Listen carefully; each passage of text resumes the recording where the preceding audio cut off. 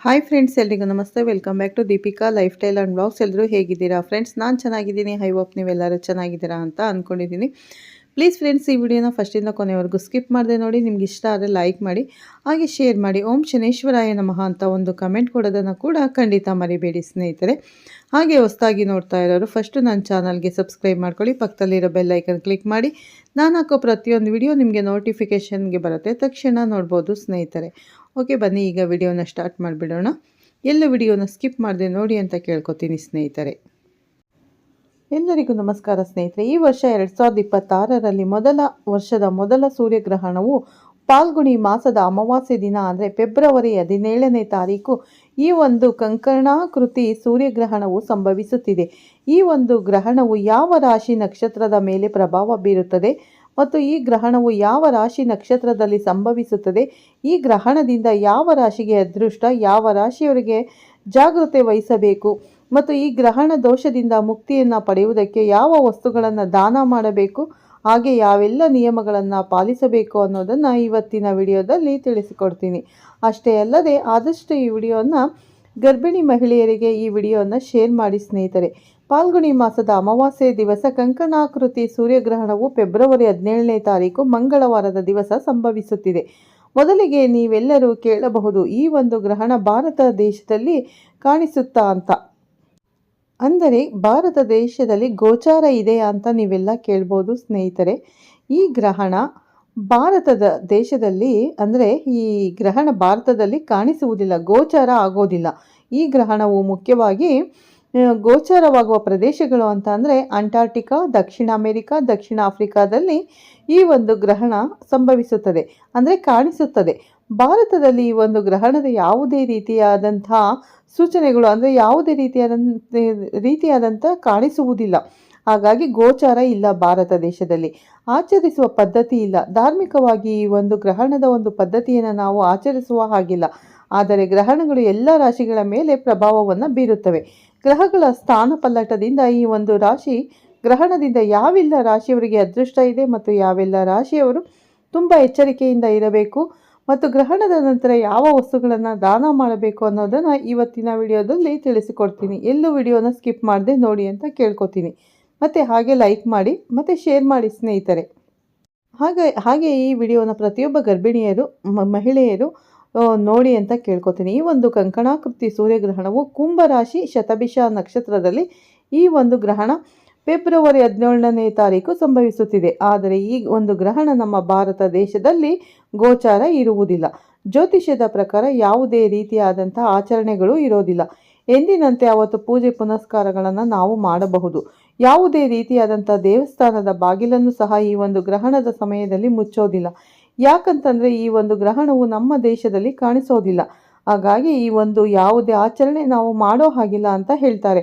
ಆದರೆ ಇಡೀ ಬ್ರಹ್ಮಾಂಡಕ್ಕೆ ಸೂರ್ಯ ಮತ್ತು ಚಂದ್ರ ಒಬ್ಬನೇ, ಸೂರ್ಯ ಒಬ್ಬನೇ, ಚಂದ್ರ ಒಬ್ಬನೇ ಇರೋದ್ರಿಂದ ಈ ಗ್ರಹಣದಿಂದ ಎಲ್ಲ ಗ್ರಹಗಳು ಮತ್ತು ನಕ್ಷತ್ರಗಳು ರಾಶಿಗಳ ಮೇಲೆ ಪ್ರಭಾವ ಬೀರುತ್ತದೆ ಅಂತ ಅದೇ ಜ್ಯೋತಿಷ್ಯ ಹೇಳುತ್ತದೆ ಸ್ನೇಹಿತರೆ. ಹಾಗಾಗಿ ಈ ಗ್ರಹಣದಿಂದ ಅತ್ಯಂತ ಶುಭ ಫಲವನ್ನು ಪಡೆಯುವಂಥ ರಾಶಿಗಳು ಯಾವ್ಯಾವು ಮತ್ತು ಯಾವ ರಾಶಿಗಳು ಅತಿ ಎಚ್ಚರಿಕೆಯಿಂದ ಇರಬೇಕು ಮತ್ತು ಸಾಧಾರಣ ಫಲವನ್ನು ಪಡೆಯುವಂಥ ರಾಶಿಗಳು ಯಾವುದು ಅನ್ನೋದನ್ನು ತಿಳ್ಕೊಳ್ಳೋಣ ಬನ್ನಿ ಸ್ನೇಹಿತರೆ. ಮೊದಲಿಗೆ ಈ ಒಂದು ಗ್ರಹಣದಿಂದ ಅದೃಷ್ಟ ರಾಶಿಗಳು ಅಂದರೆ ಮೇಷರಾಶಿ. ಈ ಒಂದು ರಾಶಿಯವರಿಗೆ ಆರ್ಥಿಕವಾಗಿ ಲಾಭವಾಗುತ್ತೆ ಮತ್ತು ವೃತ್ತಿಪರ ಜೀವನದಲ್ಲಿ ಬಡ್ತಿ, ಹೊಸ ಜವಾಬ್ದಾರಿಗಳು ಅನ್ನೋದು ಈ ಒಂದು ರಾಶಿಯವರಿಗೆ ಹೆಚ್ಚಾಗುತ್ತೆ. ಇನ್ನು ಎರಡನೆಯದು ಮಿಥುನ ರಾಶಿ. ಈ ಒಂದು ರಾಶಿಯವರಿಗೆ ಹೊಸ ಆದಾಯದ ಮೂಲಗಳಿಂದ ಆರ್ಥಿಕ ಪರಿಸ್ಥಿತಿ ಸುಧಾರಣೆಯಾಗುತ್ತೆ. ಇನ್ನು ಮೂರನೆಯ ರಾಶಿ ಬಂದು ತುಲಾರಾಶಿ.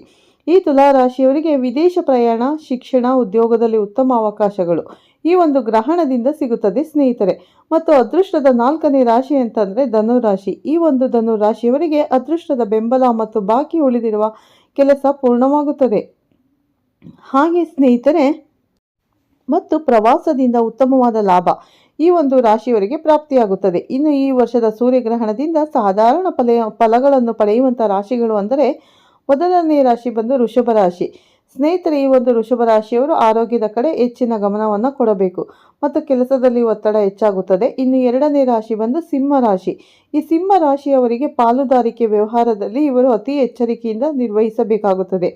ಇನ್ನು ವೃಶ್ಚಿಕ ರಾಶಿ. ಈ ಒಂದು ವೃಶ್ಚಿಕ ರಾಶಿಯವರು ವಾಹನ ಚಾಲನೆಯನ್ನು ಮಾಡಬೇಕಾದ ಜಾಗ್ರತೆಯಿಂದ ವಾಹನ ಚಾಲನೆ ಮಾಡಬೇಕಾಗುತ್ತದೆ ಮತ್ತು ಮನೆಯಲ್ಲಿ ಇವರಿಗೆ ಹೆಚ್ಚಿನ ಜವಾಬ್ದಾರಿಗಳು ಸಹ ಮನೆಯ ಜವಾಬ್ದಾರಿಗಳು ಹೆಚ್ಚಾಗುತ್ತದೆ. ಇನ್ನು ಕರ್ಕಾಟಕ ರಾಶಿ, ಈ ಒಂದು ಕರ್ಕಾಟಕ ರಾಶಿಯವರು ಈ ಒಂದು ಗ್ರಹಣದಿಂದ ಆರೋಗ್ಯದ ಬಗ್ಗೆ ಕಾಳಜಿ ವಹಿಸೋದು ಅನಗತ್ಯ. ವೆಚ್ಚಗಳು ಮತ್ತು ನಿದ್ರಾಹೀನತೆ ಅನ್ನೋದು ಈ ಒಂದು ಗ್ರಹಣದಿಂದ ಇವರಿಗೆ ಸ್ವಲ್ಪ ಕಾದಾಟ ಇರುತ್ತದೆ ಸ್ನೇಹಿತರೆ. ಇನ್ನು ಅತಿ ಹೆಚ್ಚಾಗಿ ಜಾಗ್ರತೆಯನ್ನು ವಹಿಸಬೇಕಾದಂಥ ರಾಶಿಗಳು ಅಂತ ಅಂದರೆ ಮೊದಲನೆಯದು ಕನ್ಯಾ ರಾಶಿ. ಈ ಒಂದು ಕನ್ಯಾ ರಾಶಿಯವರಿಗೆ ಆರ್ಥಿಕ ನಷ್ಟ ಮತ್ತು ಕೆಲಸದಲ್ಲಿ ಅಡೆತಡೆಗಳು ಉಂಟಾಗುತ್ತದೆ. ಇನ್ನು ಮಕರ ರಾಶಿ, ಈ ಒಂದು ರಾಶಿಯವರು ಮಾತಿನ ಮೇಲೆ ನಿಗಾ ಇಡಬೇಕು ಮತ್ತು ಎಲ್ಲ ಕೆಲಸ ವಿಷಯಗಳಲ್ಲಿ ತಾಳ್ಮೆಯಿಂದ ಇರಬೇಕು ಸ್ನೇಹಿತರೆ. ಮತ್ತು ಕುಂಭರಾಶಿಯಲ್ಲಿ ಗ್ರಹಣ ಇರೋದ್ರಿಂದ ಈ ರಾಶಿಯವರು ಅತಿ ಎಚ್ಚರಿಕೆಯಿಂದ ಇರಬೇಕಾಗುತ್ತದೆ. ಈ ಗ್ರಹಣದಿಂದ ಕುಂಭರಾಶಿಯವರ ಆರೋಗ್ಯದಲ್ಲಿ ಏರುಪೇರಾಗುವಂಥ ಸಾಧ್ಯತೆಗಳಿರುತ್ತದೆ ಮತ್ತು ಇವರು ಎಲ್ಲ ವಿಷಯಗಳಲ್ಲೂ ತಾಳ್ಮೆಯಿಂದ ವರ್ತಿಸಬೇಕಾಗುತ್ತದೆ.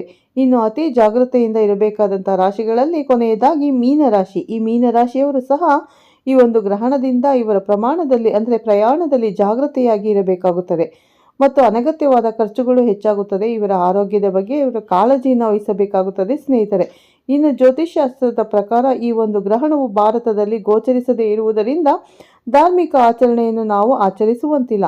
ಆದರೂ ಸಹ ಎಲ್ಲ 12 ರಾಶಿ 27 ನಕ್ಷತ್ರಗಳು ಮತ್ತು ಇವುಗಳ ಮೇಲೆ ಪ್ರಭಾವವನ್ನು ಬೀರುವುದರಿಂದ ಕೆಲವೊಂದಿಷ್ಟು ರಾಶಿ ನಕ್ಷತ್ರದವರು ಅಲ್ಲದೆ ಎಲ್ಲ ರಾಶಿ ನಕ್ಷತ್ರದವರು ಸಹ ಗ್ರಹಣ ಮುಗಿದ ನಂತರ ಈ ಒಂದು ದೇವಸ್ಥಾನಕ್ಕೆ ಹೋಗಿ ಸ್ನಾನವನ್ನು ಮಾಡಿ ನಂತರ ದೇವಸ್ಥಾನಕ್ಕೆ ಹೋಗಿ ಗೋಧಿ, ಬೆಲ್ಲ, ಎಳ್ಳು ಈ ರೀತಿಯಾದಂಥ ವಸ್ತುಗಳನ್ನು ದಾನವನ್ನಾಗಿ ಮಾಡಬೇಕಾಗುತ್ತದೆ. ಇನ್ನು ಮುಖ್ಯವಾಗಿ ಗ್ರಹಣದ ಒಂದು ದೋಷದಿಂದ ನಾವು ಮುಕ್ತರಾಗಬೇಕು ಅಂತಂದರೆ ಸ್ನಾನವನ್ನು ಮಾಡಿ ನಂತರ ಮನೆಯನ್ನೆಲ್ಲ ಶುದ್ಧೀಕರಿಸಿ ದೇವರ ಮನೆಯನ್ನು ಶುದ್ಧಿ ಮಾಡಿ ದೇವರ ಪೂಜೆಯನ್ನು ಮಾಡಬೇಕು ಅನ್ನೋದು ಧಾರ್ಮಿಕವಾದ ಒಂದು ಭಾವನೆ ಸ್ನೇಹಿತರೆ. ಜ್ಯೋತಿಷ್ಶಾಸ್ತ್ರದ ಪ್ರಕಾರ ಈ ಒಂದು ಗ್ರಹಣ ಭಾರತ ದೇಶದಲ್ಲಿ ಗೋಚರಿಸದೇ ಇರುವುದರಿಂದ ಯಾವುದೇ ರೀತಿಯಾದಂಥ ಊಟ ಉಪಚಾರಗಳಲ್ಲಿ ಯಾವುದೇ ರೀತಿಯಾದಂಥ ನಿಯಮ ಪಾಲಿಸುವುದು ಅವಶ್ಯಕತೆ ಇರುವುದಿಲ್ಲ. ಹಾಗಾಗಿ ಈ ಒಂದು ಗ್ರಹಣದ ಒಂದು ಧಾರ್ಮಿಕ ವಿಧಿವಿಧಾನಗಳನ್ನು ನಾವು ಪಾಲಿಸುವ ಅವಶ್ಯಕತೆ ಇಲ್ಲ ಸ್ನೇಹಿತರೆ. ಆದಷ್ಟು ಈ ವಿಡಿಯೋಗಳನ್ನು ಎಲ್ಲ ಗರ್ಭಿಣಿ ಮಹಿಳೆಯರಿಗೆ ಶೇರ್ ಮಾಡಿ ಸ್ನೇಹಿತರೆ. ಈ ವಿಡಿಯೋ ನಿಮಗೆ ಇಷ್ಟ ಆದರೆ ವಿಡಿಯೋಗೊಂದು ಲೈಕ್ ಮಾಡೋದನ್ನು ಖಂಡಿತ ಮರಿಬೇಡಿ. ಇನ್ನು ಹೊಸಬ್ರು ಯಾರಾದರೂ ನನ್ನ ವಿಡಿಯೋನ ವಾಚ್ ಮಾಡ್ತಾ ಇದ್ದರೆ ಈ ಕೂಡಲೇ ನಮ್ಮ ಚಾನಲ್ಗೆ ಸಬ್ಸ್ಕ್ರೈಬ್ ಮಾಡ್ಕೊಳ್ಳಿ ಸ್ನೇಹಿತರೆ. ಪಕ್ಕದಲ್ಲಿರೋ ಬೆಲ್ ಐಕನ್ ಕ್ಲಿಕ್ ಮಾಡಿ ನಾನು ಹಾಕೋ ಪ್ರತಿಯೊಂದು ವಿಡಿಯೋ ನೋಟಿಫಿಕೇಷನ್ಗೆ ಬರುತ್ತೆ, ತಕ್ಷಣ ನೋಡ್ಬೋದು ಸ್ನೇಹಿತರೆ. ಮತ್ತೆ ಸಿಗ್ತೀನಿ ಅಂತ ಹೇಳ್ತಾ ಈ ವಿಡಿಯೋನ ಇಲ್ಲೇ ಎಂಡ್ ಮಾಡ್ತೀನಿ. ಮತ್ತು ಗ್ರಹಣದ ಟೈಮಲ್ಲಿ ಗರ್ಭಿಣಿ ಮಹಿಳೆ ಹೊರಗೆ ಬರಬೇಕಾ ಬೇಡ ಅನ್ನೋದನ್ನು ಕೂಡ ನಾನು ಹೇಳ್ತಾ ಇದ್ದೀನಿ. ಯಾಕಂದರೆ ಗ್ರಹಣ ಇಲ್ಲಿ ಭಾರತದಲ್ಲಿ ಗೋಚಾರ ಇರೋದಿಲ್ಲ. ಹಾಗಾಗಿ ಯಾವುದೇ ಊಟದಲ್ಲಿ ಉಪಚಾರದಲ್ಲಿ ಯಾವುದೇ ರೀತಿ ಯಾವುದೇ ಉಪವಾಸ ಮಾಡೋದಾಗಿರ್ಬೋದು ಅದೆಲ್ಲ ಮಾಡೋ ಅವಶ್ಯಕತೆ ಇರೋದಿಲ್ಲ. ಗರ್ಭಿಣಿ ಸ್ತ್ರೀಯರು ಊಟವನ್ನು ಮಾಡ್ಬೋದು. ಹಾಗಾಗಿ ಮನೆ ಒಳಗಡೆ ಇರೋದು ತುಂಬಾ ಒಳ್ಳೆಯದು. ಯಾಕಂದರೆ ಗ್ರಹಣದ ನೆರಳು ಬೀಳೋದಿಲ್ಲ ಭಾರತದಲ್ಲಿ, ಆದರೂ ಕೂಡ ಸ್ವಲ್ಪ ಎಚ್ಚರದಿಂದ ಒಳಗಡೆ ಇರೋದ್ರಿಂದ ಏನು ತೊಂದರೆ ಆಗೋದಿಲ್ಲ. ಗರ್ಭಿಣಿಯ ಮಹಿಳೆಯರು ಆದಷ್ಟು ಎಚ್ಚರದಿಂದ ಇರಿ ಅಂತ ಹೇಳ್ತಾ ಈ ವಿಡಿಯೋನ ಇಲ್ಲೇ ಎಂಡ್ ಮಾಡ್ತೀನಿ. ಮತ್ತೆ ಸಿಗ್ತೀನಿ ಉತ್ತಮ ರಾಶಿ ಭವಿಷ್ಯದೊಂದಿಗೆ. ಅಲ್ಲಿವರೆಗೂ ತಮ್ಮೆಲ್ಲರಿಗೂ ಧನ್ಯವಾದಗಳು ಸ್ನೇಹಿತರೆ.